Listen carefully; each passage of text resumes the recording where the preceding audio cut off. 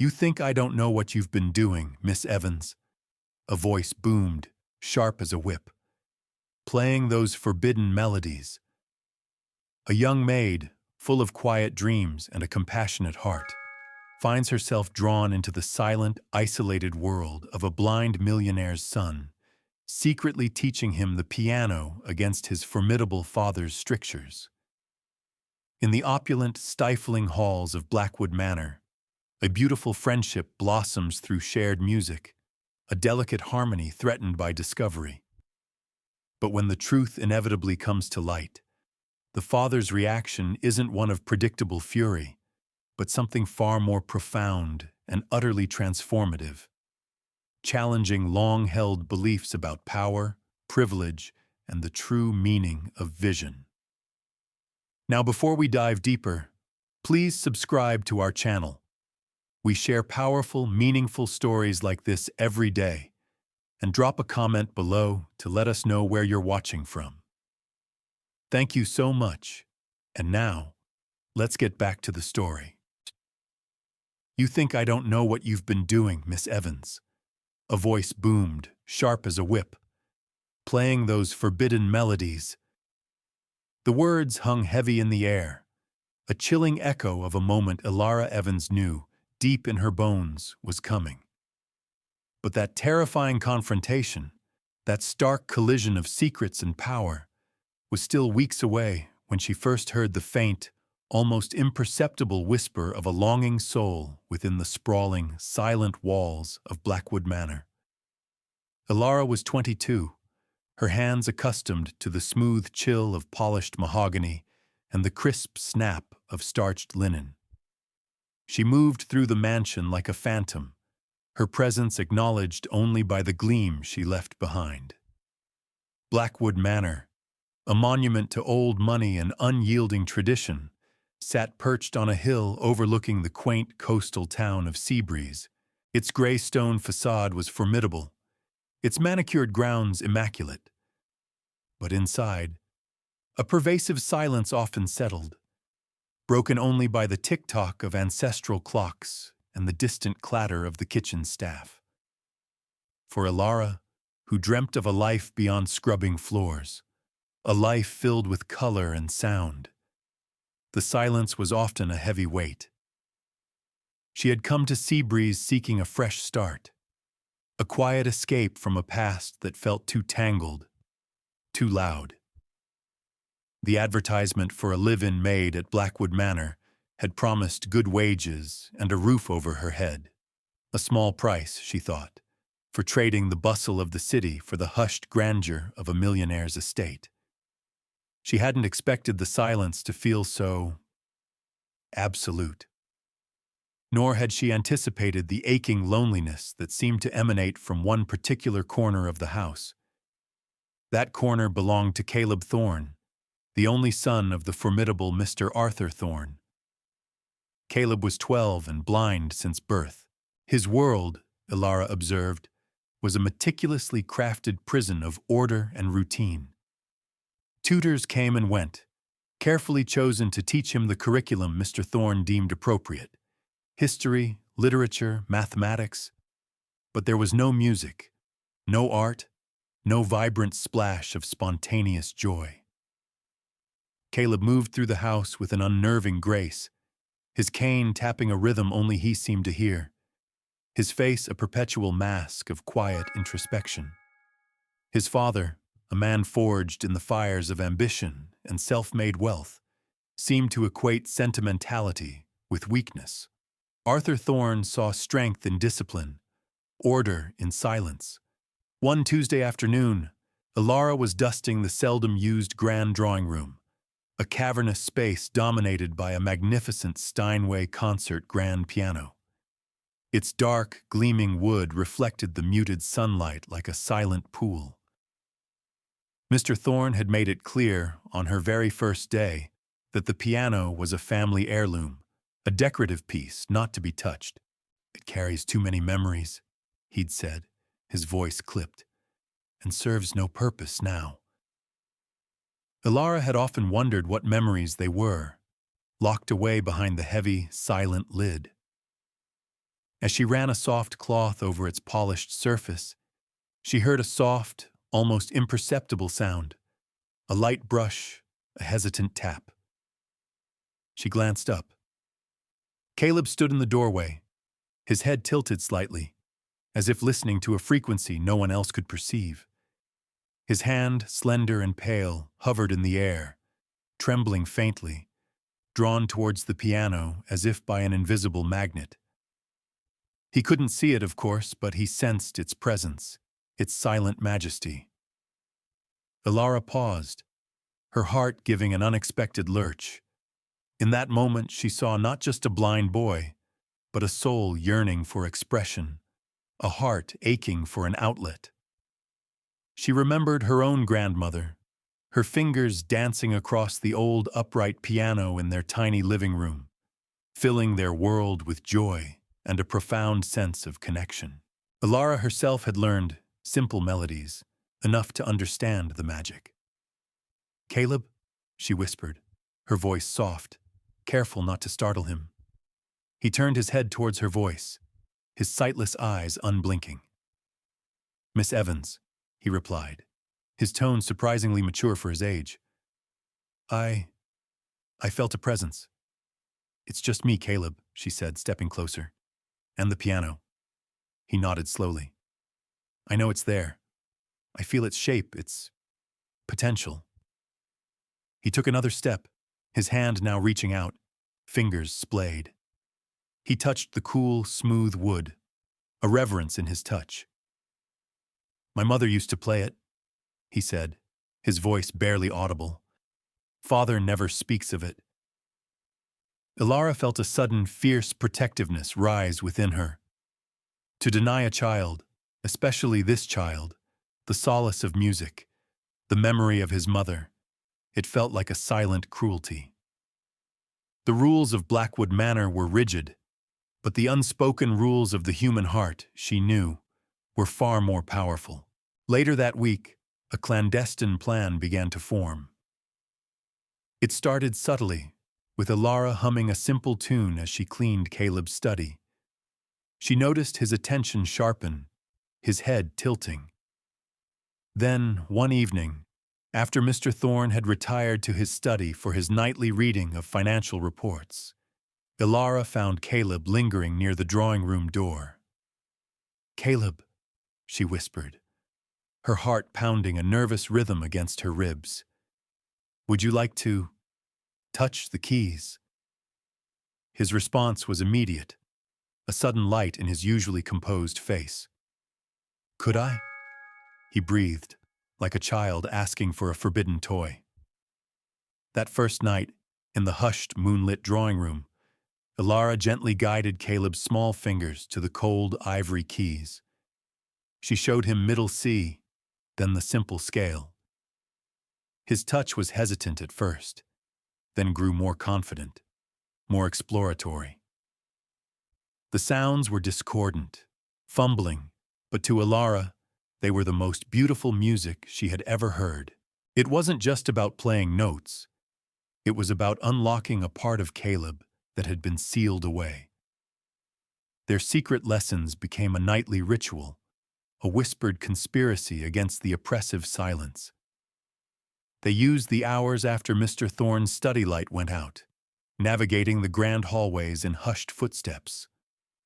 Ilara taught him simple melodies, nursery rhymes, anything to get his fingers accustomed to the feel of the keys, the rhythm of music. Caleb was a sponge, absorbing every instruction, every explanation, his mind a brilliant landscape despite his blindness. The joy that lit his face as a clear note resonated through the room was a sight Ilara would never forget. It was a joy so pure, so unburdened, it made the risk almost worth it. Almost. One evening, as Caleb was diligently practicing a two-finger melody, his brow furrowed in concentration, Ilara felt a chill prickle her skin. It wasn't the usual night air. It was a sudden, unsettling awareness. A creak from the hallway, a scent of cigar smoke.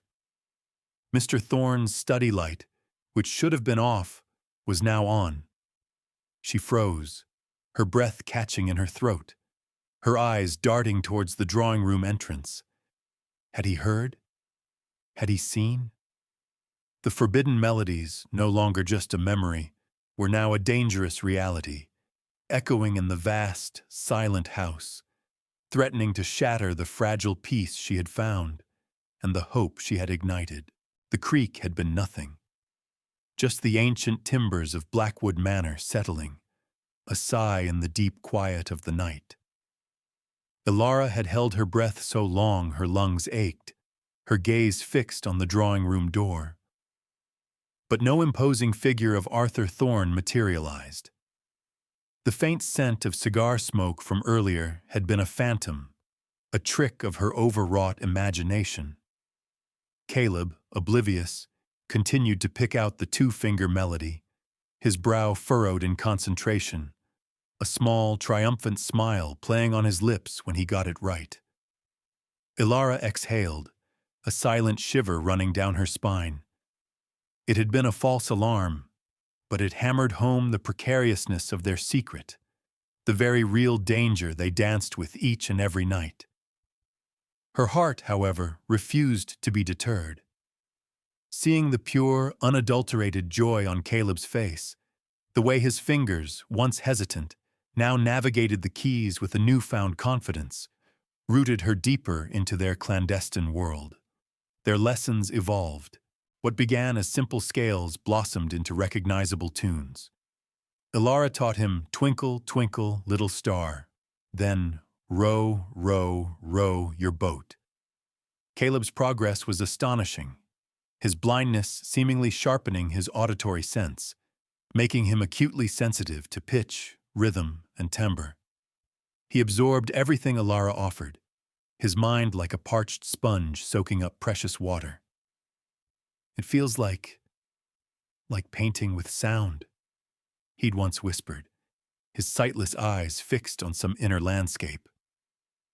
I can see the colors in my mind when the notes combine.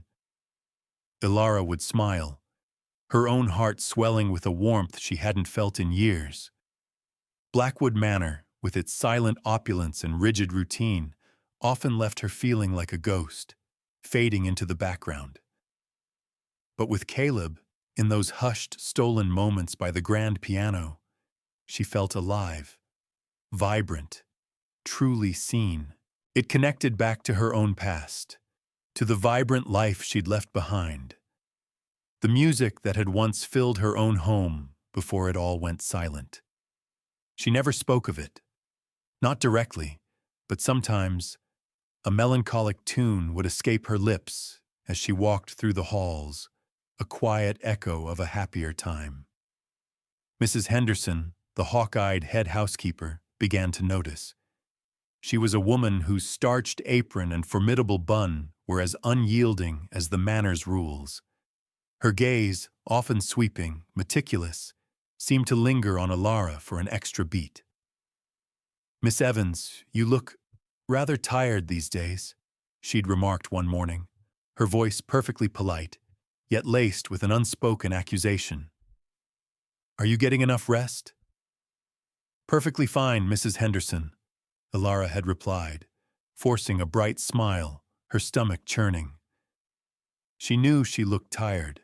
She often fell into bed well past midnight, her muscles aching from the cleaning, her mind buzzing with the day's risks and the night's stolen joys. The increased scrutiny from Mrs. Henderson was one thing, but Caleb's transformation was even more alarming in its visibility. Before the piano lessons, Caleb had been a quiet, almost ethereal presence. Now, a subtle vibrancy emanated from him.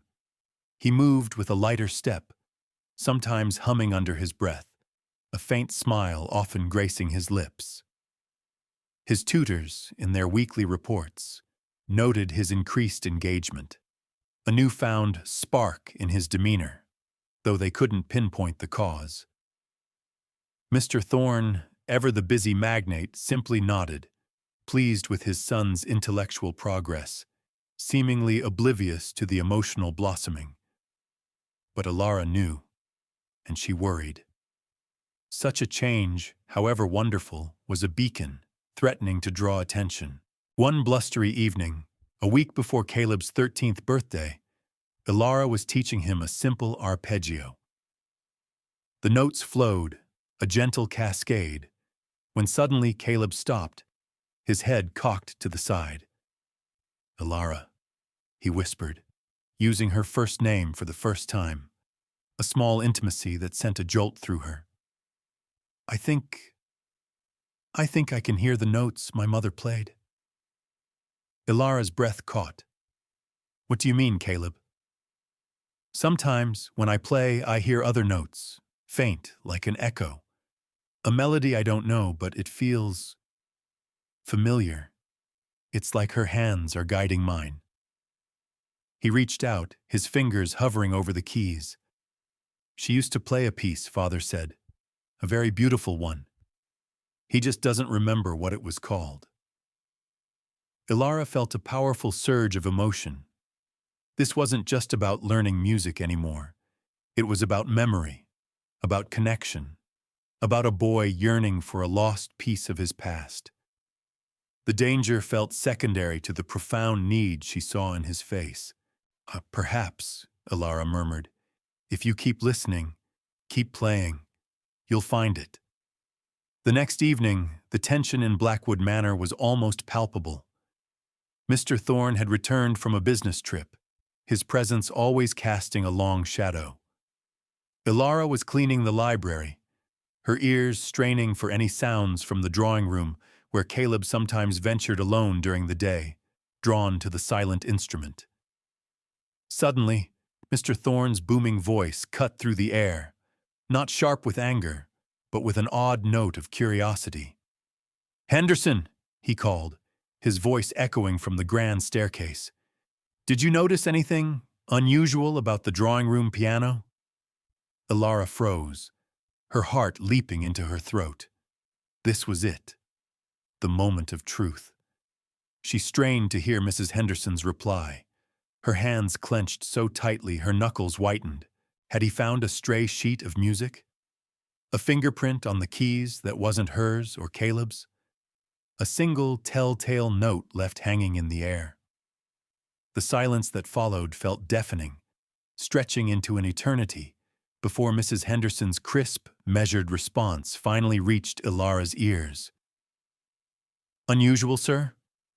"No, Mr. Thorne. It appears exactly as it always does. Spotless." A wave of relief washed over Ilara, so potent it almost buckled her knees. She closed her eyes, clutching the feather duster like a lifeline. He hadn't seen. Not yet. But the question itself was a warning shot, a terrifying harbinger of the impending storm. He was looking. He was listening. And as Ilara continued her dusting, her gaze fell upon a single, barely perceptible scratch on the polished leg of a nearby antique table. A fresh mark that hadn't been there the day before. A tiny detail only a child with a cane might have made in hurried, excited footsteps from the drawing room. A silent, damning clue, left for anyone with eyes to see. The small, barely perceptible scratch on the antique table leg felt like a brand, searing itself into Ilara's consciousness. It wasn't just a mark on wood. It was evidence, a silent accusation. Caleb, in his eagerness, his fumbling joy, had left a footprint in the carefully preserved past of Blackwood Manor.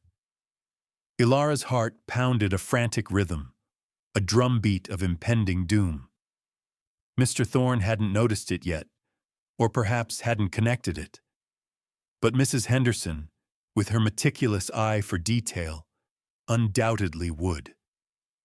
The net, Ilara realized with a sinking feeling, was drawing tighter around them. The following days were a delicate dance on eggshells. Ilara moved through her duties with heightened awareness, every creak of the floorboards, every distant voice, sending a jolt of panic through her. She tried, subtly, to obscure the scratch, nudging the table closer to the heavy velvet curtains.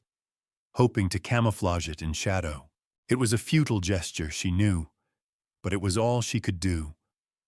Caleb, meanwhile, bloomed under the tutelage of music. His movements were more fluid, his voice less hesitant. He carried a small, worn notebook with him now, a gift from Ilara, filled with raised dots that represented the notes she taught him, a crude form of Braille she'd hastily researched. He'd tap his fingers over the pages, translating the dots into sounds in his mind, his enthusiasm a vibrant contrast to the manor's gray solemnity. "Ilara?" he asked one afternoon, his voice hushed. "Do you think my mother played fast songs or slow ones?" They were in the drawing room, the air thick with unspoken secrets. Ilara had just finished dusting the keys, her gaze lingering on the smooth, cool ivory. "Perhaps both, Caleb," she replied, her voice soft. "Music is like life, full of different tempos." He nodded, then his brow furrowed. "That echo I hear, it's stronger now, like a melody just out of reach." His small fingers brushed the keys, playing a simple chord. "It's so beautiful, Ilara. I wish I knew what it was." His yearning was palpable, a silent plea that tugged at Ilara's heart. How could she deny him this? The fear of discovery gnawed at her, but the thought of extinguishing the burgeoning light within Caleb was far more unbearable. Their lessons continued, but with an added layer of paranoia. Ilara would check the hallway repeatedly, straining her ears for any sound, her eyes darting to every shadow. Mrs. Henderson's observations became less subtle. "Miss Evans," she'd stated one morning, catching Ilara in the hallway, "I noticed the drawing room curtains were slightly askew yesterday. We strive for perfection here, dear." Her eyes, sharp and unwavering, seemed to bore into Ilara, a silent challenge. Ilara felt her cheeks flush, knowing Mrs. Henderson had spotted her clumsy attempt to hide the scratch. The next night, during their secret lesson, Ilara had barely settled Caleb at the piano when a distant sound sliced through the quiet. Mr. Thorne's heavy footsteps descending the main staircase, unusually late. Ilara's breath hitched. She imagined his imposing figure, his sharp eyes, his disdain for anything that broke the carefully constructed order of his world. "Caleb," she whispered urgently, her voice trembling. "Father's coming! Quick, hide!" Caleb, surprisingly agile, scurried under the piano, his small frame disappearing beneath the voluminous drapery of the instrument. Ilara, her hands shaking, quickly covered the sheet music she'd left on the stand with a decorative lace cloth, trying to make the piano look untouched, a silent sentinel once more. She grabbed a nearby feather duster and began frantically dusting a perfectly clean bookshelf, attempting to appear busy and innocent. The footsteps grew louder, closer, each thud a hammer blow to Ilara's pounding heart. She squeezed her eyes shut for a fleeting moment, bracing herself. She could feel the presence of Mr. Thorne approaching the drawing room entrance. He paused, the air growing thick with unspoken tension. Ilara held her breath, not daring to move, her whole body rigid. She could feel his gaze, cool and appraising, sweeping over the room, over her, searching for any anomaly. She kept dusting, her movements mechanical, praying her racing heart wasn't audible. Then, just as the silence threatened to break her, his voice, calm and utterly devoid of emotion, cut through the tension. "Miss Evans, have you seen my spectacles? I left them in the library." Ilara nearly collapsed with relief. "No, sir," she managed, her voice barely above a whisper. "I haven't." "Very well," he said. And with another slow, deliberate creak of the floorboards, he turned and continued his descent, the footsteps gradually fading towards the library. Ilara waited until the last echo died away before collapsing against the bookshelf, her legs weak. Caleb, sensing the retreat, emerged from under the piano, his face pale but his eyes wide with an excited, almost defiant glint. The close call, instead of deterring him, seemed to embolden him, fueling his desire for the forbidden music. That night, Ilara couldn't sleep. The close shave with Mr. Thorne had solidified something within her. It wasn't just about giving Caleb joy anymore. It was about rebellion, a quiet act of defiance against a system that stifled emotion and creativity. She had seen the raw, unadulterated yearning in Caleb, and she wouldn't let it be extinguished. The next morning, while cleaning Mr. Thorne's study, Ilara noticed a heavy, leather-bound photo album tucked away on a shelf, partially hidden by ledgers. It was old, dusty, clearly untouched for years. Curiosity, a dangerous companion in Blackwood Manor, urged her forward. She glanced around. The house was quiet. Mrs. Henderson was in the kitchen, her voice a distant murmur. Ilara pulled the album out. Her fingers traced the faded gold embossing on its cover. Inside, she found photographs, black and white, depicting a younger, softer Arthur Thorne, standing beside a beautiful woman with a radiant smile, Caleb's mother. And in many of the pictures, the woman was seated at the very same grand piano in the drawing room, her fingers poised over the keys, a joyous expression on her face. Ilara's breath hitched. There, tucked inside the album, was a single yellowed sheet of music, brittle with age. It was handwritten, delicate, and bore a title in elegant cursive, Lullaby for Caleb. Before she could examine it further, a sharp, clear cough echoed from the doorway. Ilara slammed the album shut, her heart leaping into her throat, the sheet music still clutched in her hand. Mrs. Henderson stood there, her arms crossed, her expression unreadable, but her eyes, cold and unwavering, fixed directly on Ilara's hand. Ilara froze, the yellowed sheet music clutched in her hand, like a forbidden scroll. Mrs. Henderson stood framed in the study doorway, a silent, unmoving sentinel. Her eyes, usually just assessing, were now piercing, fixed on the crumpled paper, then on Ilara's face, a silent accusation hanging in the air. The silence stretched, taut and agonizing, broken only by the frantic pounding of Ilara's own heart. This wasn't a warning. It was capture. "Miss Evans," Mrs. Henderson finally said, her voice low, measured, devoid of her usual clipped politeness. "Is there something you wish to explain?" Ilara's mind raced, desperate for an excuse, any plausible defense. I was just dusting, Mrs. Henderson," she stammered, her voice thin and reedy. "This album, it was out of place. I merely picked it up to tidy." She tried to hide the sheet music behind her back, but it was too late. Mrs. Henderson's gaze had already locked onto it. "And what, pray tell, is that, Mrs.?" Henderson's finger, tipped with a perfectly manicured nail, pointed directly at the exposed corner of the music.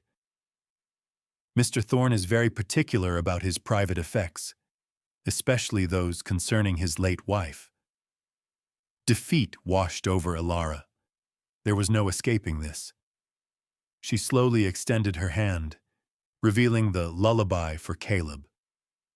Mrs. Henderson took it, her movements precise, her eyes scanning the faded notes and the elegant cursive title. A flicker, something unreadable, crossed her usually impassive face, a shadow of memory, perhaps, or a deepening suspicion.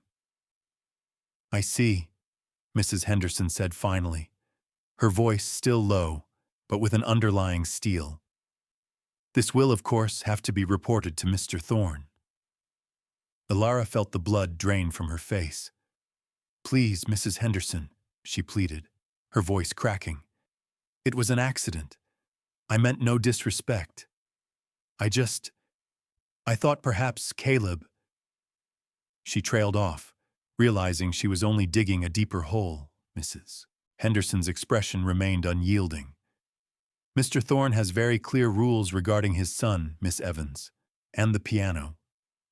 She paused, her gaze hardening.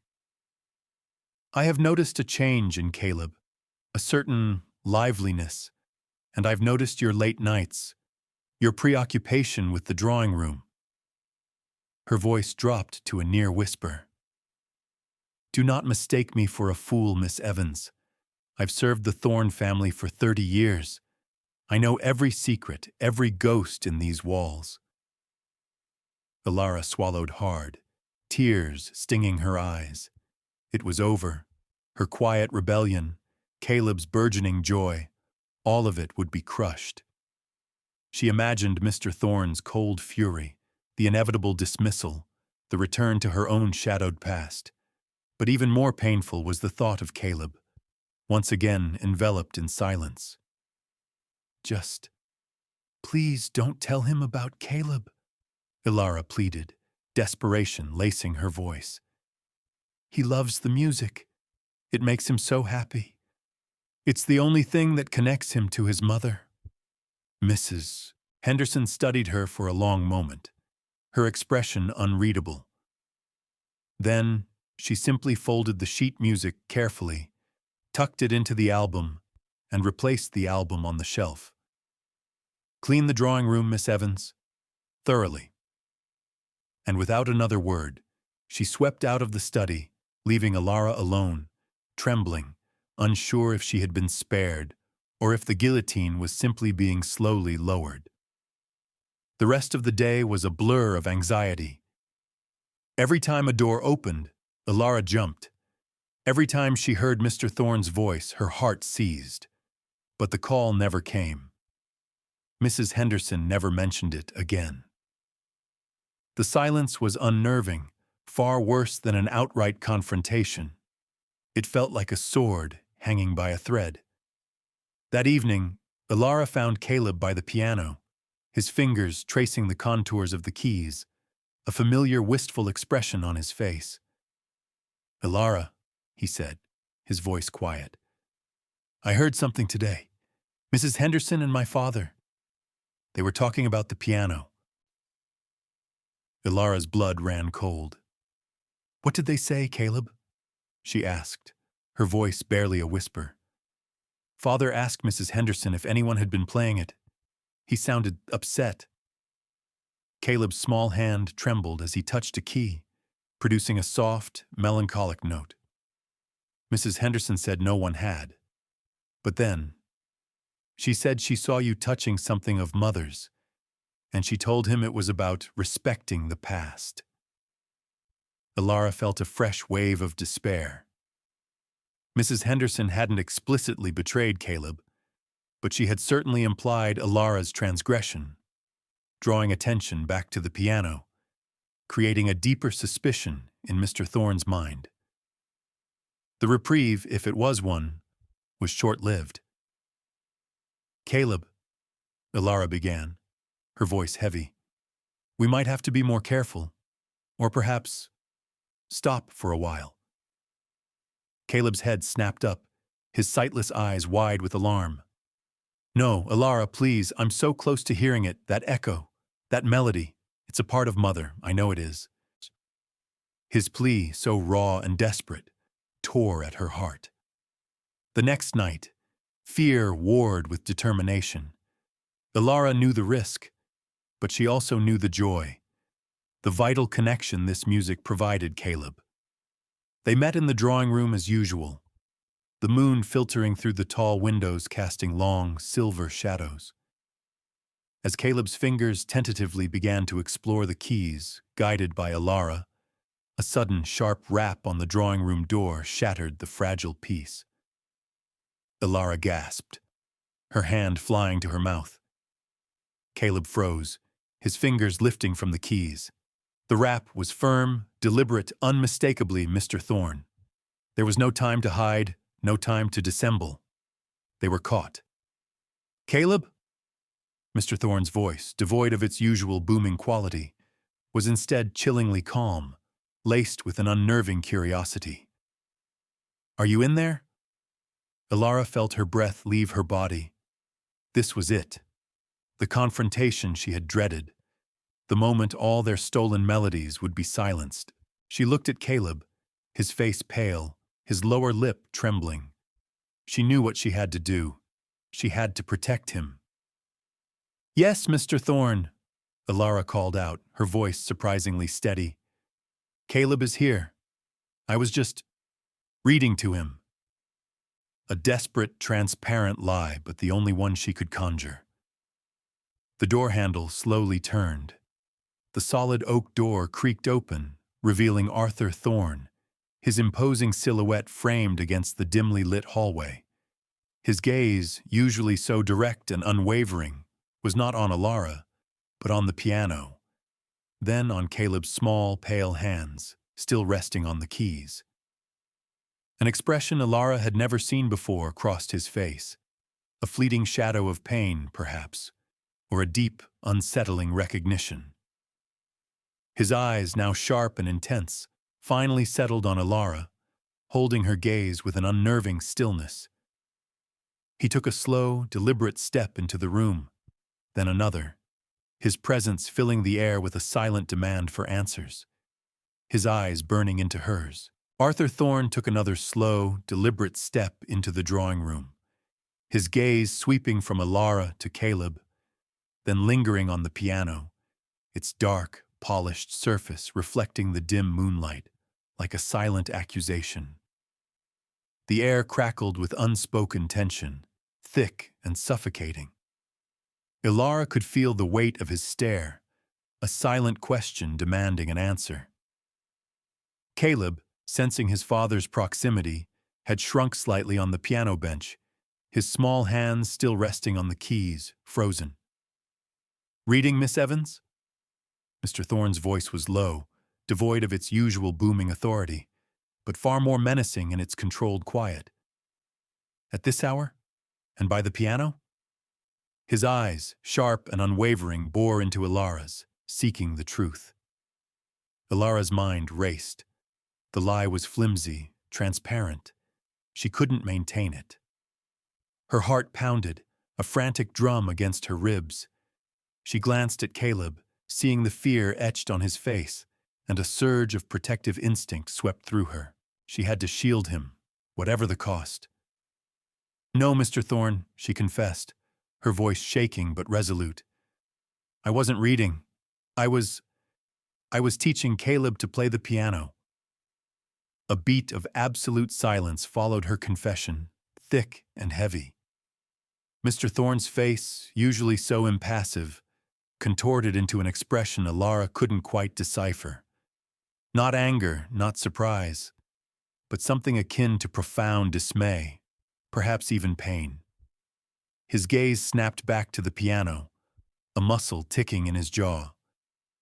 The piano is not to be touched, he stated, his voice now a low rumble, filled with an ironclad finality. I made that clear, Miss Evans, on your very first day.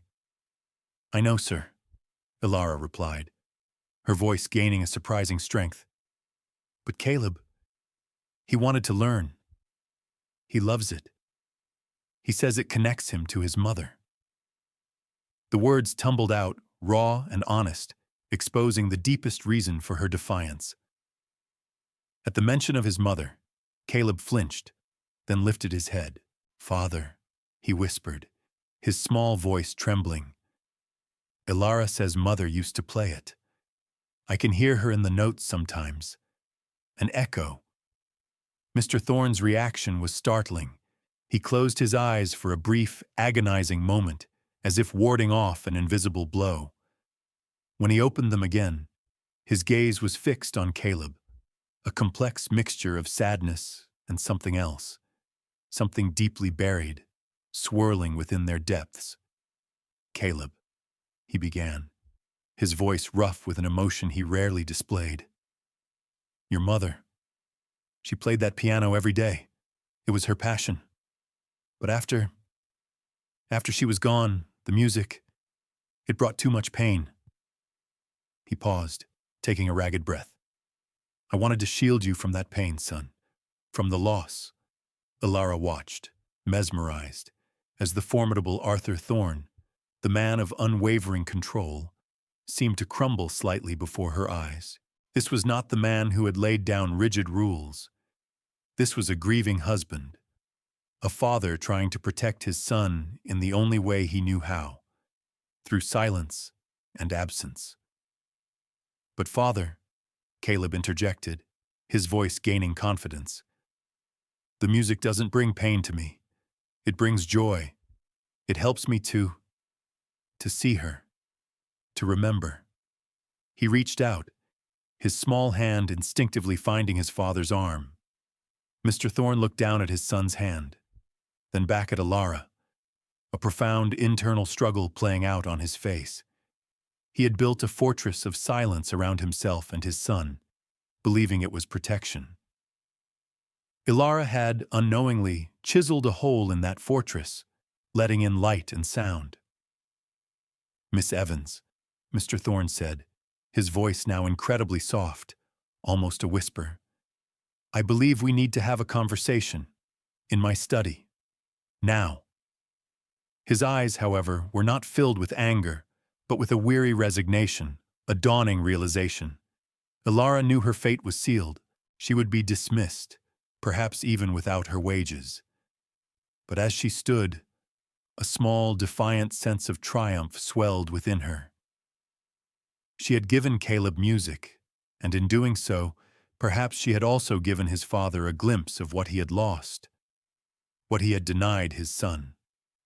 As Ilara followed Mr. Thorne, she glanced back at Caleb, who remained seated at the piano, his head tilted, his fingers still resting lightly on the keys. A faint, almost imperceptible melody, a memory perhaps, seemed to hum in the air around him. In the study, the heavy oak door closed behind them with a soft thud, sealing them in. The air was thick with the scent of old leather and forgotten secrets. Mr. Thorne walked to his large mahogany desk, but instead of sitting, he turned to face her, his hands clasped behind his back. The lamp on his desk cast long, stark shadows, highlighting the lines of worry etched around his eyes. Miss Evans, he began, his voice still quiet but firm. You knowingly disobeyed my direct orders. You introduced something into this house that I specifically excluded. Something that has, for years, been a source of profound sadness for me. Ilara met his gaze, refusing to cower. And for Caleb, sir, it was a source of profound isolation. He deserves joy. He deserves connection to his mother's memory, not just her absence.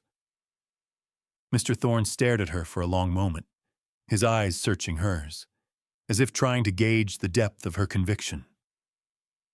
You are quite bold, Miss Evans, he said, a faint, almost imperceptible tremor in his voice. I believe in what's right, Mr. Thorne, she replied, her own voice steady now. And denying a child the beauty of music, especially a child like Caleb, feels profoundly wrong. He sighed, a deep, weary sound that seemed to carry the weight of years. He walked over to the bookshelf, his hand hovering over the very photo album Ilara had stumbled upon. He pulled it out, opening it to the yellowed sheet music, Lullaby for Caleb.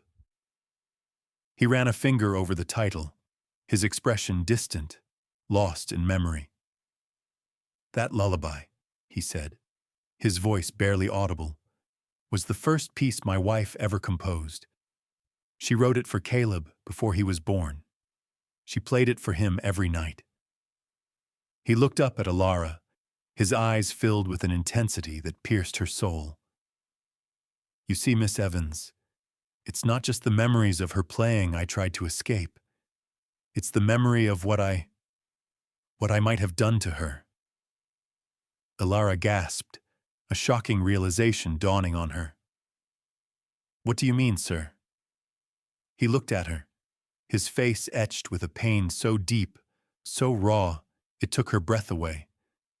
My business, my ambition, it consumed me. I was rarely home. I pushed her to perform, to compose, to be brilliant, always brilliant. And the last argument we ever had, the night the night of her accident, it was about her feeling neglected, feeling unheard. She was on her way to a late-night performance, a charity concert I hadn't even planned to attend. He closed his eyes, a single tear tracing a path down his weathered cheek. I blamed the music. I blamed the piano. I blamed myself. So I silenced it all. For all these years. He paused, his voice thick with emotion, his eyes now pleading. But you brought it back? What if you're right, Miss Evans? What if I've been wrong all this time? Ilara stood in stunned silence, a whirlwind of emotions swirling within her. This man, so formidable, so unyielding, was broken, haunted by a past she couldn't have imagined. And now, he was asking her for help. His gaze, filled with a desperate, fragile hope, implored her for a path forward, a way to reconcile with his past, and perhaps truly connect with his son. His next words, however, were not what she expected. A chilling question that raised the stakes higher than she could have ever conceived. "Tell me, Miss Evans," he whispered, his voice dangerously low. "Do you believe in miracles? Do you believe in miracles?" Arthur Thorne's question hung in the air, echoing the profound vulnerability in his voice. Ilara, still reeling from his confession, felt a wave of empathy wash over her. This wasn't a man seeking to punish her. This was a man desperately searching for redemption. "I believe in hope, Mr. Thorne," Ilara replied, her voice soft but firm. "And I believe in the power of connection. Sometimes that can feel like a miracle." He nodded slowly, his gaze still fixed on the faded sheet music. "My wife, Eleanor, she was light, Miss Evans. She brought joy and music wherever she went. And I extinguished that light with my ambition, my neglect. After she died, I tried to bury everything that reminded me of her, especially the music. I thought it was protecting Caleb from the pain, but all I did was build a wall." He looked at her, his eyes filled with a raw, unspoken plea. "You, Miss Evans, you've begun to chip away at that wall, and I don't know how to finish the job." Ilara felt the immense weight of his unspoken request. He wasn't just confessing his past. He was asking for her help, placing his hope and Caleb's future in her hands. The shift in their dynamic was dizzying. "What do you want me to do, Mr. Thorne?" she asked, her voice barely a whisper. He walked to the large window, staring out into the moonlit gardens, his back to her. "Caleb speaks of an echo," he said, his voice distant. "A melody of his mother's that he almost hears. I remember her playing a complex piece, her masterpiece, something she was working on for years. She called it Eleanor's Ascent. It was her soul poured into music, but it was never finished, never performed." He turned, his eyes piercing hers. "I want Caleb to find that melody, to finish it, to perform it, to bring his mother's unfinished symphony to life." Ilara's breath caught in her throat. "But Mr. Thorne, Caleb is blind. He's only just begun to learn, to play a complex piece like that. It would take years of training, a teacher, proper instruments." "Money is no object, Miss Evans," he interrupted, his voice sharp with renewed determination. "I will hire the best tutors, whatever it takes. But I need you to guide him. You've awakened something in him that no tutor, no amount of money could. You understand his heart." He paused, stepping closer, his imposing figure looming over her. And more importantly, Miss Evans, I need to know that this isn't just a fleeting interest for him. I need to know that he truly understands the significance of this, that he is committed. Ilara considered his words. This wasn't just about piano lessons anymore. This was a monumental undertaking, a journey of healing for father and son, intertwined with the ghost of a lost love. It was a chance for Caleb to reclaim his mother's legacy, and for Arthur Thorne to find peace. It will be incredibly difficult, Mr. Thorne, Ilara warned him, and it will take time. There will be frustrations, setbacks. I understand, he replied, his voice firm. But this is the one thing I feel, for the first time in over a decade, that could truly make a difference. Not just for Caleb, but for me, for her memory. He looked down at the sheet music again, a poignant sadness in his eyes. Can you help us, Miss Evans? The question hung heavy, a profound responsibility settling on Ilara's shoulders. This was a call to something bigger than herself, bigger than her past, bigger than the quiet life she had sought. It was a chance to bring light back into a home consumed by shadows, a chance for genuine social justice, not just for Caleb, but for the soul of the family. I will do everything I can, Mr. Thorne, Ilara said, her voice filled with a conviction that surprised even herself. But first, we must speak to Caleb. He needs to understand what this means. The following morning, after breakfast, the three of them gathered in the drawing room. The magnificent Steinway, no longer a silent monument, seemed to hum with anticipation.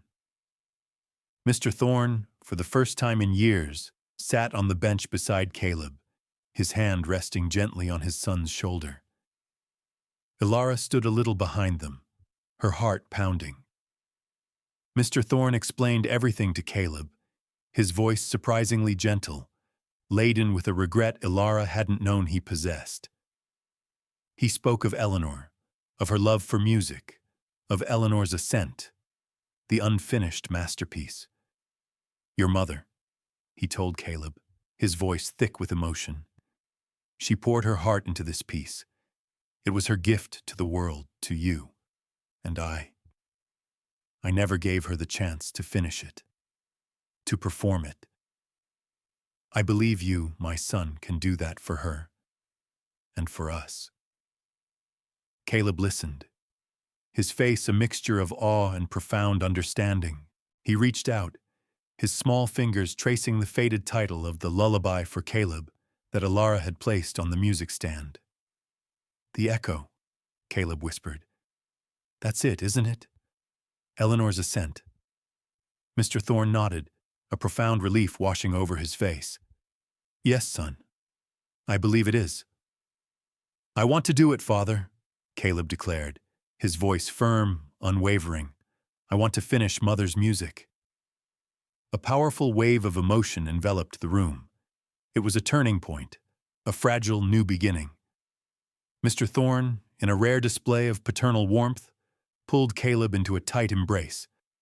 Ilara watched, a lump in her throat, feeling an immense satisfaction. The first brick in the wall of silence had truly fallen. That afternoon, Mr. Thorne made calls. Within days, the best music teachers were being vetted, specialists in teaching blind students. A new, dedicated piano with specialized Braille sheet music technology was ordered. Blackwood Manor, once a bastion of oppressive silence, began to hum with a new purpose. But even as new hope bloomed, new challenges arose. Mrs. Henderson, after witnessing the emotional scene, approached Ilara, her face unreadable. You have changed things, Miss Evans, she said, her voice unusually subdued. For better or worse, time will tell. She paused, then her eyes, usually so sharp, softened almost imperceptibly. Eleanor was a good woman. She deserved to be heard. Then, without another word, she handed Alara a small, leather-bound journal, its pages filled with elegant cursive. "These were Eleanor's," she said. "Her personal notes on her compositions. Perhaps they might help Caleb find the rest of her ascent." The journal was old, fragile, and in its pages, Alara knew, lay not just musical notations, but the very heart and soul of Caleb's mother, waiting to be rediscovered. As Alara held the journal, a profound sense of foreboding mingled with the rising hope. The ghosts of the past, she realized, were not just silent memories. They were now active participants in their journey, waiting to be understood, or perhaps to exact a price. The leather-bound journal felt heavy in Alara's hands, not just with its physical weight, but with the immense emotional gravity it carried. Mrs. Henderson's unexpected gift, a gesture of quiet support, had unveiled a new, thrilling layer to their mission. This wasn't just about music lessons anymore. It was about unearthing a lost soul, piece by piece, note by note. Eleanor's personal notes, her intimate thoughts on her compositions, lay within these fragile pages. This was the key, Alara knew, to guiding Caleb not just through the mechanics of the Eleanor's ascent, but through the very heart of his mother's unfinished masterpiece. The transformation in Blackwood Manor was swift and palpable. The oppressive silence that had once defined it was shattered, replaced by the persistent, sometimes discordant sounds of a piano being learned. Mr. Thorne, true to his word, brought in the best. Dr. Elias Vance, a renowned music professor specializing in teaching blind prodigies, arrived with his gentle demeanor and profound expertise. He brought with him an air of quiet professionalism, his understanding of music transcending simple notes. He taught it as a language of the soul. The lessons were rigorous. Caleb, with his exceptional auditory memory and unwavering dedication, absorbed Dr. Vance's teachings like a sponge. The specialized Braille sheet music, a marvel of modern technology, opened up a new world for him, allowing him to read complex compositions with his fingertips. Alara, however, remained Caleb's constant, steadfast guide, translating the emotional nuances of Eleanor's journal for him, explaining the stories behind the melodies, painting vivid pictures with words where his eyes could not. "This passage here," Alara would say, tracing a faded line in Eleanor's journal. "Your mother wrote about the joy of a sea breeze on her face. Can you feel that in the music, Caleb? The lightness, the freedom?" Caleb would close his eyes, his fingers finding the keys, and the music would shift, imbued with a new, ethereal quality, a reflection of his mother's unseen world. He began to internalize not just the notes, but the emotions, the very spirit of the composer. Arthur Thorne, meanwhile, underwent his own quiet transformation. He would often linger outside the drawing room door, listening, a profound, almost reverent expression on his face. Sometimes Alara would catch his gaze, and for a fleeting moment, the weight of his past seemed to lift, replaced by a glimmer of hope. He even started spending more time with Caleb, asking about his day, truly listening, a stark contrast to his previous distant demeanor. But with every step forward, the shadow of the past lingered, threatening to resurface. The journal, while a treasure, was also a painful reminder of Eleanor's unfulfilled potential, her untimely death. One afternoon, as Caleb practiced a particularly poignant section of Eleanor's ascent, Alara noticed a small, folded letter tucked between the pages of the journal, distinct from the musical notes. It was an old letter, its paper brittle and yellowed, addressed to Eleanor in a precise, unfamiliar hand. Curiosity, a powerful force, urged her to open it. She unfolded the letter carefully. It was dated a week before Eleanor's accident. The sender was a renowned concert impresario, inviting Eleanor to perform Eleanor's Ascent at a prestigious international music festival, her grand debut on the world stage. But what caught Ilara's eye, what sent a chill down her spine, was the handwritten note scribbled at the bottom, not in Eleanor's elegant script, but in a shaky, almost desperate scrawl. "Arthur, please, don't let me miss this chance. I can't breathe without my music.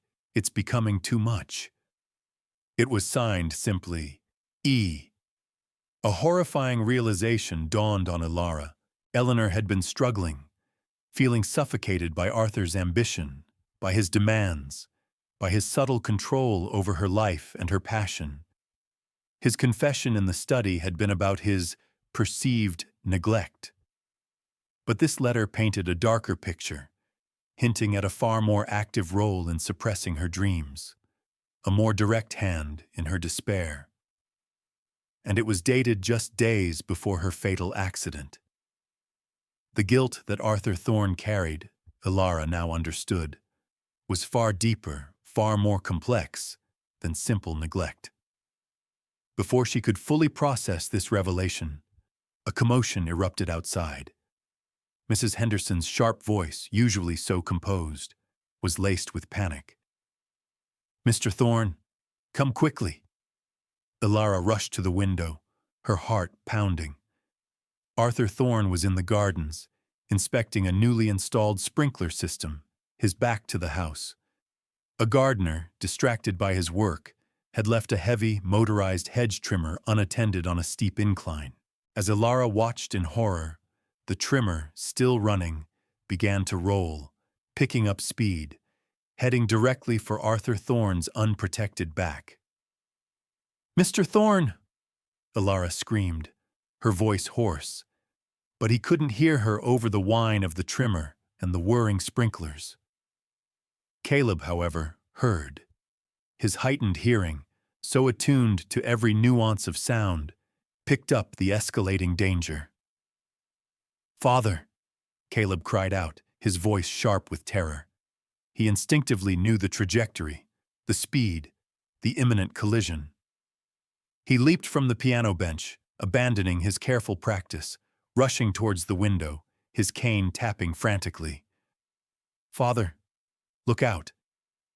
But it was too late. The hedge trimmer was almost upon Arthur Thorne, a whirling blade of potential disaster. Ilara felt a scream tear from her throat, her hands pressed against the glass, utterly helpless. A sickening thud echoed through the air. The trimmer stopped.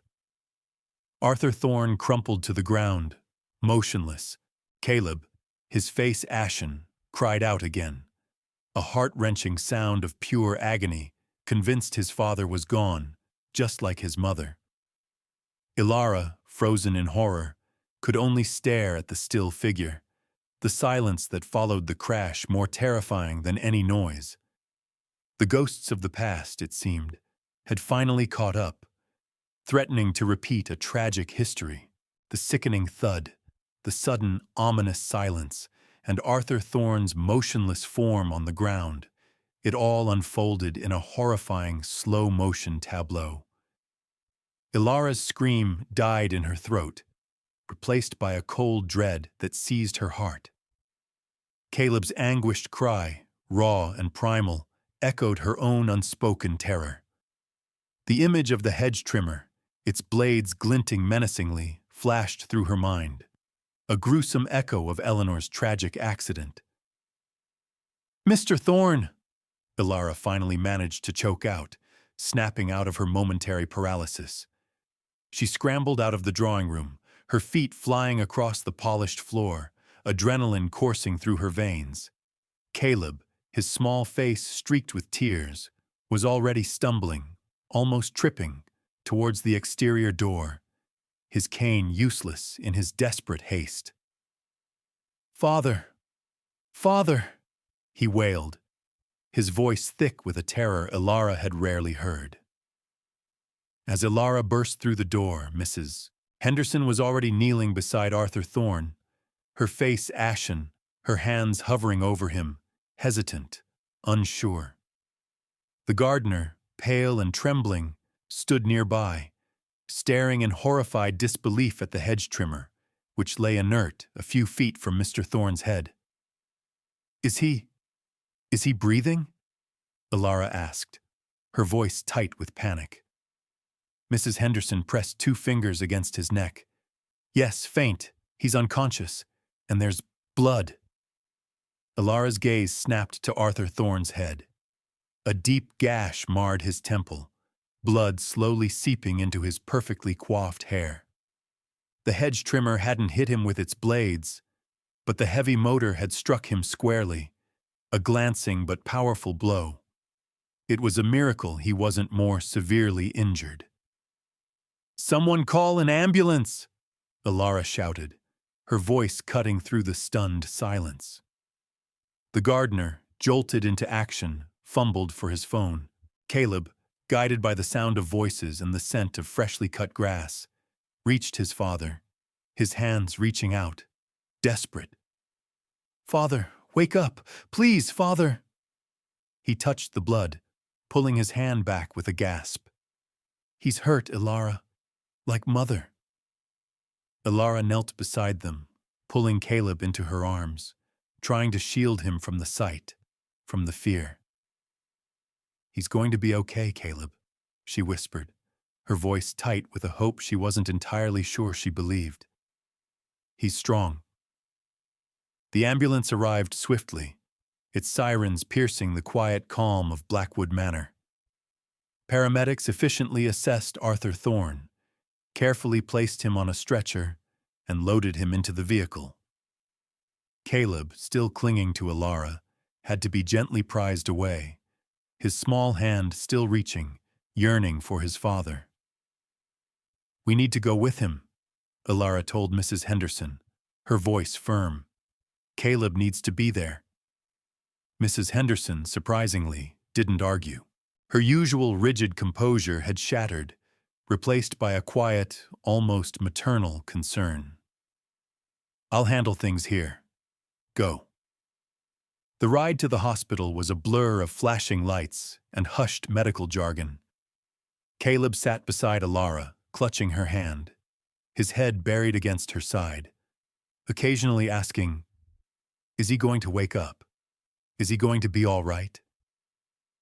Each question was a fresh stab of fear in Ilara's heart.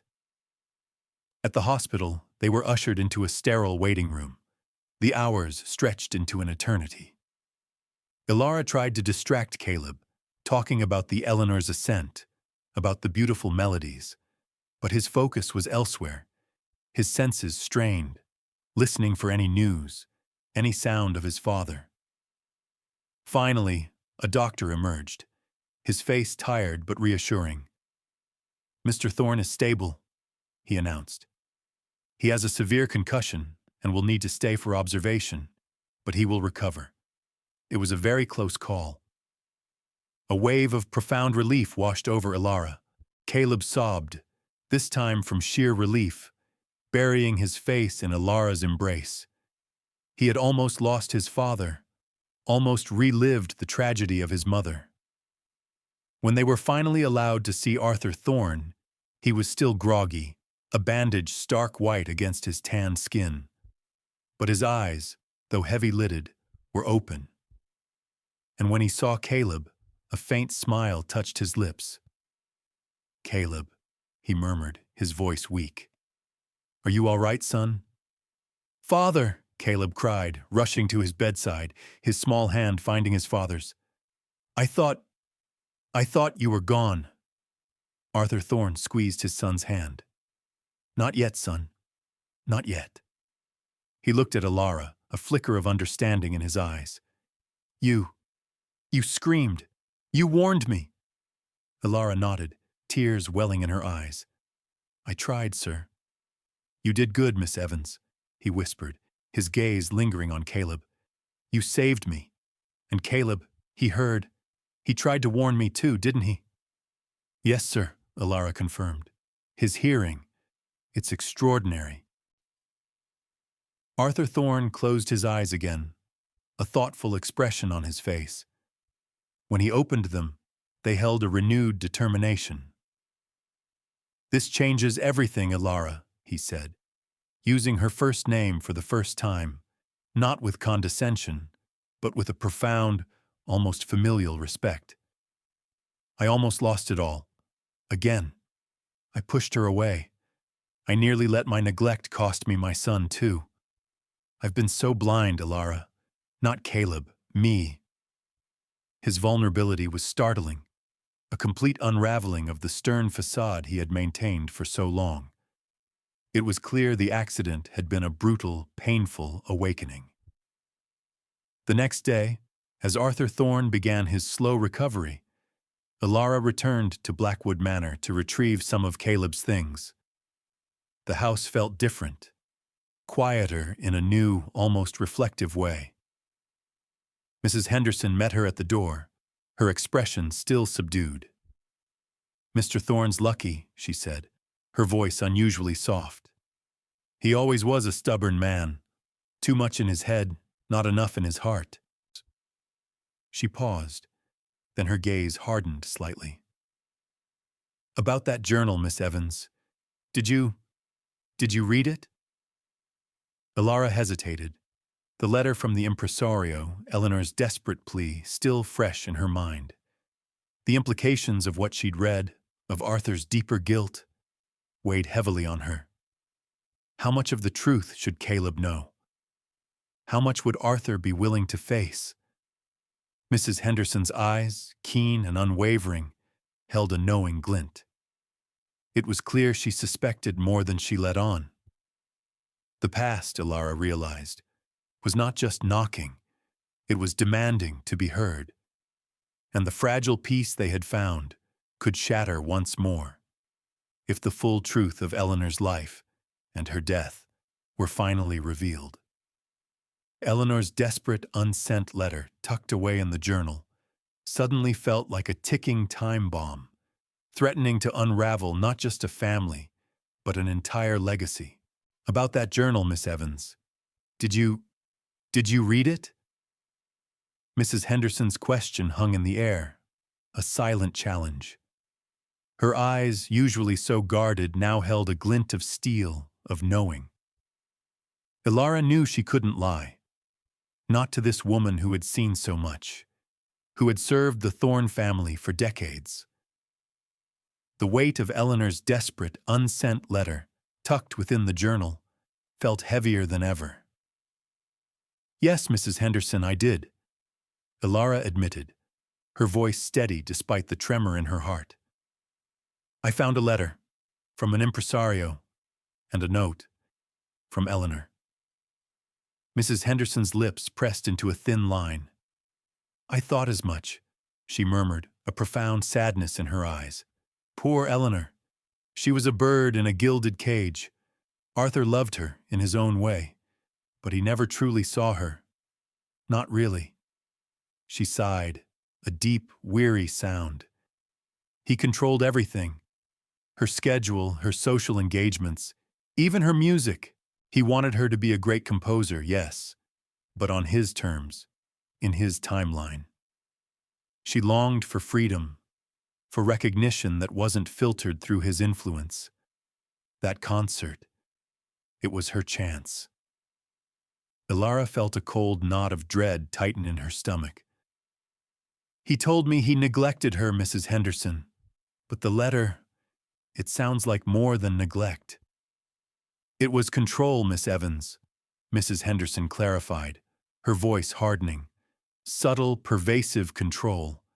He convinced her she wasn't ready, that the festival was beneath her, that she should wait for something bigger, something he arranged. He was afraid of losing her, afraid of her shining too brightly on her own. Her music was a part of him, he thought, his creation. He never truly understood it was her voice, her soul." She paused, her gaze distant, lost in memory. That night, The argument wasn't just about her feeling neglected. It was about her leaving for that concert, against his will. She drove off, distraught, in a storm, and never came back. The full, devastating truth settled upon Ilara. Arthur's guilt wasn't just about neglecting his wife. It was about actively stifling her, about denying her artistic autonomy, about contributing directly to the emotional turmoil that led to her death. The social justice theme, once subtle, now resonated with powerful clarity. The injustice of controlling another's spirit, even out of a twisted form of love, and the profound, tragic consequences. Caleb needs to know the truth, doesn't he? Ilara whispered, the words a question and a statement. Mrs. Henderson looked at her, a knowing glint in her eyes. Arthur needs to tell him. It's the only way for any of them to truly heal. She handed Ilara a small, intricately carved wooden bird, its wings spread as if in flight. This belonged to Eleanor. She said it represented her spirit, always yearning for the sky. Ilara clutched the bird, its smooth wood warm in her hand, the symbol of Eleanor's suppressed freedom, a heavy reminder of the truth that now lay exposed. Arthur Thorne returned from the hospital a few days later, still pale, a small scar visible on his temple, a physical manifestation of his brutal awakening.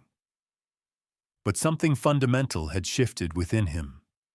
The incident and Ilara's presence had stripped away layers of his formidable facade, revealing a man grappling with profound remorse. He spent hours with Caleb, listening to him practice Eleanor's ascent, his expressions ranging from quiet awe to profound sorrow. He rarely spoke of his accident, but the unspoken understanding of what he almost lost and what he had lost hung heavy in the air. One evening, after Caleb had retired to bed, Arthur called Ilara to his study. The atmosphere was different now, less formal, more honest.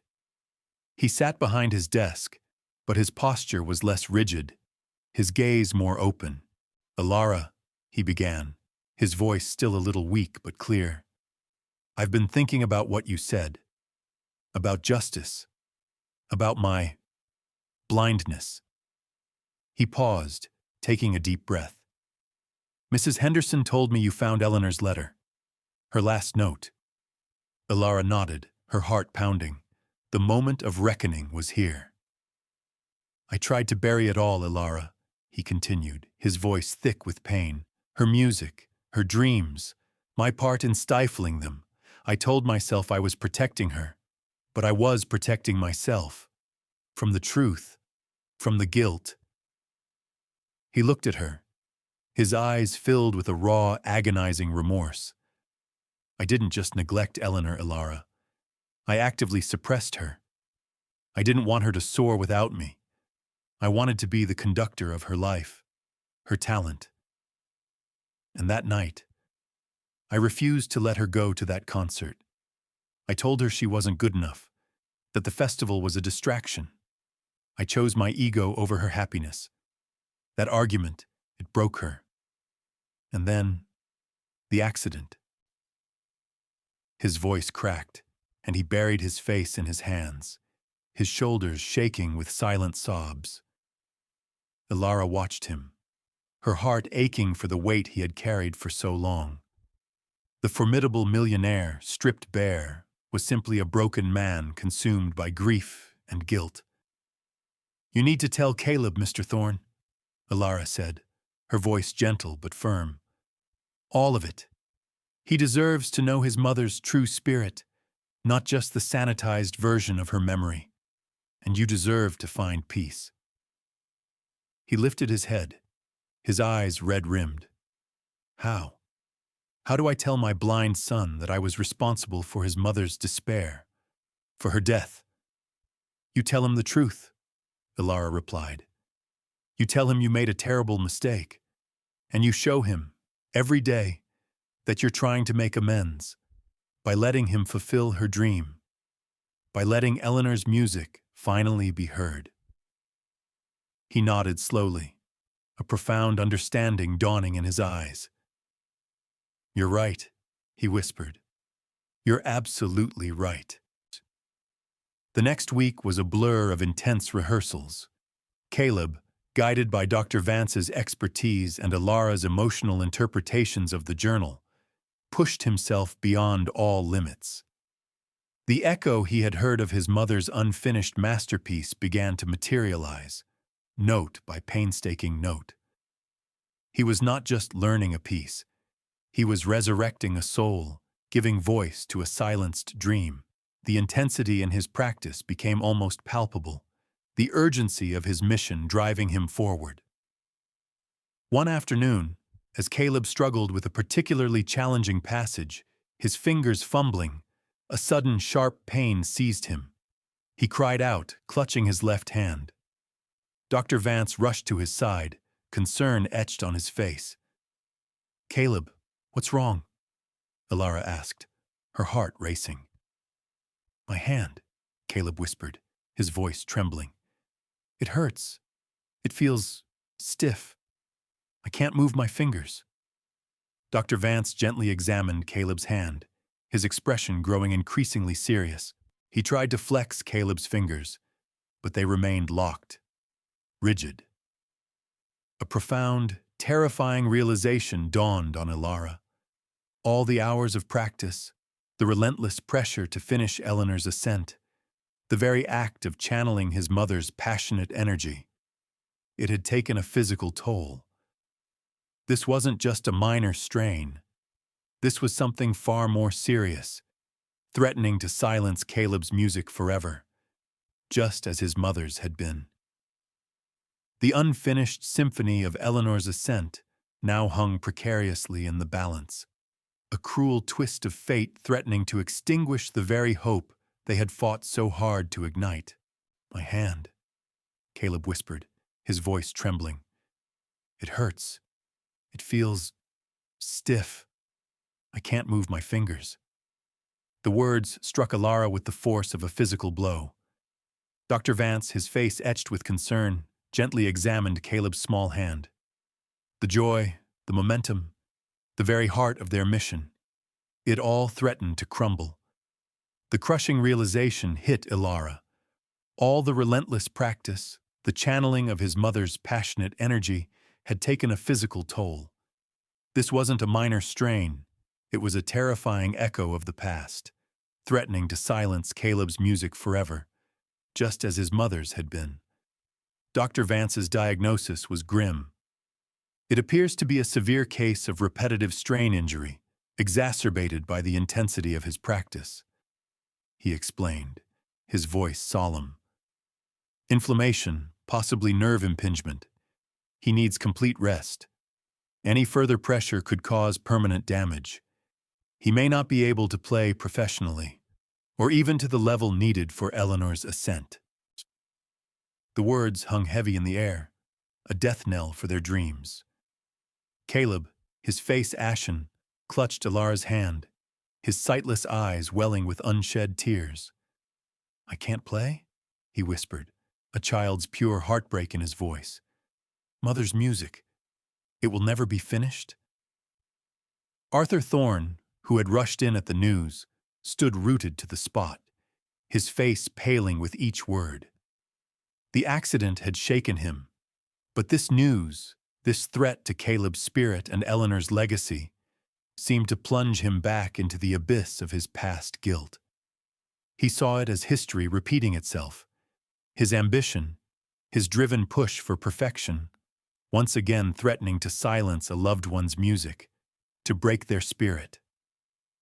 "No," Arthur boomed, his voice thick with a raw, desperate pain. "This cannot happen. We will find a way. The best doctors, therapies, anything." Over the next few days, Blackwood Manor transformed into a medical consultation hub. Specialists flew in, renowned therapists examined Caleb's hand, offering varying prognoses, none entirely reassuring. The consensus remained: long-term rest, intensive physical therapy, and a slim chance of regaining full dexterity. The grand concert, planned for Caleb's upcoming birthday, seemed an impossible dream. Despair settled over them like a shroud. One evening, Arthur found Alara sitting by Caleb's bedside, gently stroking his uninjured hand, reading from Eleanor's journal. Caleb lay quietly, his spirit visibly dimmed, the vibrant spark in his eyes dulled. Arthur knelt beside Alara, his voice thick with emotion. "Alara," he began, I need to tell him everything, before it's too late, before I lose him too." Alara nodded, her eyes meeting his, filled with a quiet understanding. "He needs to know, Arthur, not just about her music, but about her heart, and yours." That night, Arthur sat with Caleb, holding his good hand. Alara stood quietly in the doorway, listening, her heart aching for them both. Arthur spoke, his voice raw, stripped bare of all pretense. He confessed his overwhelming ambition, his fear of Eleanor's independent success, his subtle yet suffocating control, the desperate argument before her accident. He spoke of his profound regret, his years of silence, and how he had pushed away her memory, inadvertently pushing Caleb away too. He admitted how he had blamed the music, when the fault had been entirely his own. Caleb listened, his small hand trembling in his father's. Tears streamed down his face, not just of sadness, but of a profound, painful understanding. "You silenced her, father?" he whispered, the words barely audible. Arthur nodded, tears streaming down his own face. "Yes, son. And I almost silenced you too, pushing you so hard to finish her work. I was selfish and blind to her needs, and to yours." The raw honesty was a painful but necessary balm. It was the reckoning Arthur had avoided for so long, and the truth Caleb deserved to hear. As the confession ended, a deep, weary silence filled the room. Then Caleb, surprisingly, reached out and hugged his father, his good arm wrapping around Arthur's neck. "It's okay, father," he whispered. "We can still finish her music. Together. Somehow." His words were a flicker of hope in the darkness.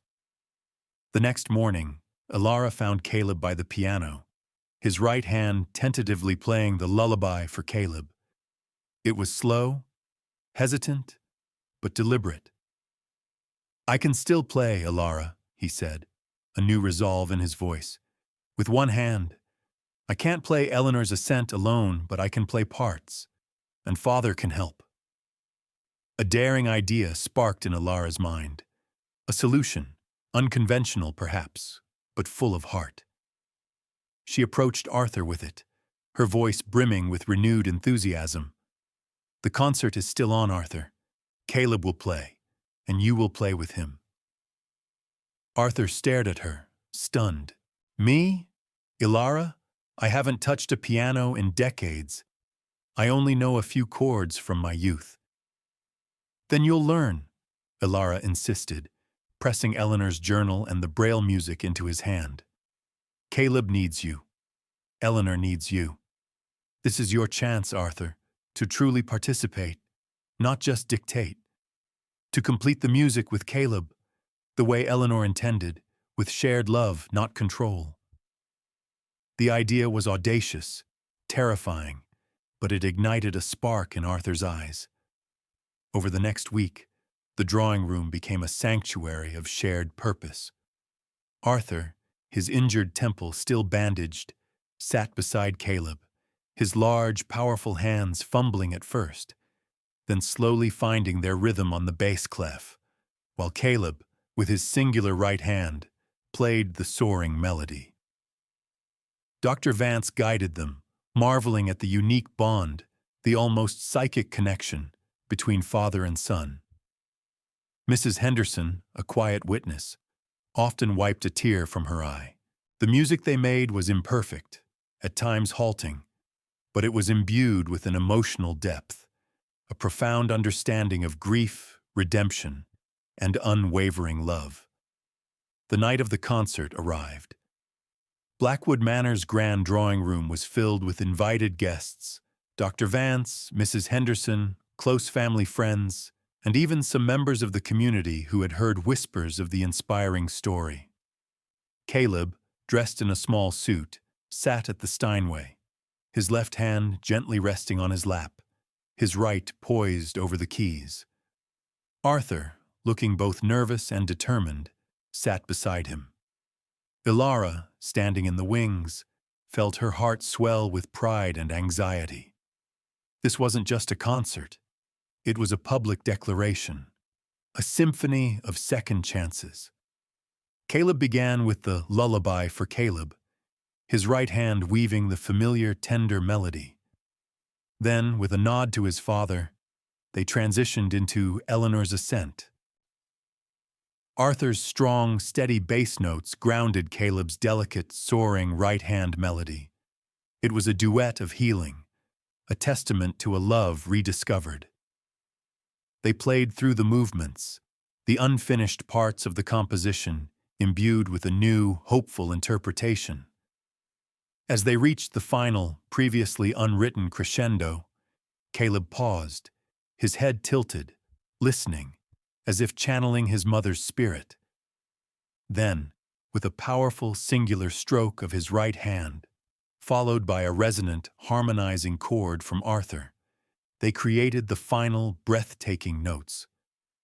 The music ended, not with a bang, but with a lingering, ethereal echo that seemed to fill the very soul of Blackwood Manor. Silence, profound and reverent, hung in the air, then erupted into thunderous applause. Tears streamed down Arthur's face, not of sorrow, but of release, of profound gratitude. He hugged Caleb tightly, openly, for the first time truly embracing not just his son, but his own truth. In the days that followed, Blackwood Manor shed its oppressive skin. Arthur Thorne, a transformed man, established the Eleanor Thorne Foundation for Blind Musicians, dedicating his immense wealth to nurturing talent in those who, like Caleb, navigated the world through sound. Ilara, no longer just a maid, became the foundation's executive director, her compassion and vision driving its mission. She found her own sense of purpose, her past healing in the light of the hope she helped create. Caleb, with continued therapy, slowly regained some use of his left hand, though he never quite achieved his previous dexterity. But it didn't matter. He continued to play, not as a prodigy forced into a role, but as a young man whose spirit had been set free. His music was his voice, his connection, his truth, and Arthur Thorne, once blind to his family's heart, now truly saw, not with his eyes, but with a soul awakened by a hidden maid's compassion, a son's courage, and the enduring, echoing melody of a love finally heard. The house, once a tomb of silence, now hummed with a symphony of second chances, a testament to the transformative power of truth, empathy, and the enduring human spirit. And so, the haunting silence of Blackwood Manor was finally broken, not by sorrow, but by the resounding chords of forgiveness and unconditional love. Ilara, the quiet maid, taught us that true vision comes not from the eyes, but from a compassionate heart, willing to challenge injustice and bring light to the darkest corners.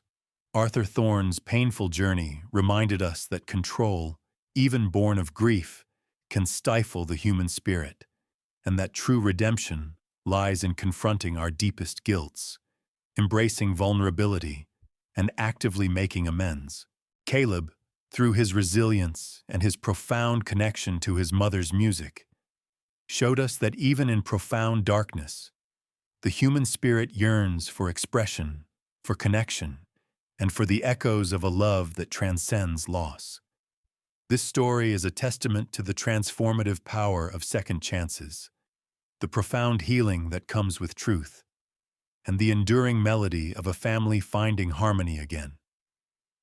It's a powerful reminder that sometimes the greatest miracles happen when we open our hearts to the unseen, allowing compassion to guide us and art to heal us. If this story touched your soul as deeply as it touched ours, please give this video a like and subscribe to our channel. We bring you powerful, meaningful narratives every day, stories that inspire and remind us of the incredible resilience of the human heart.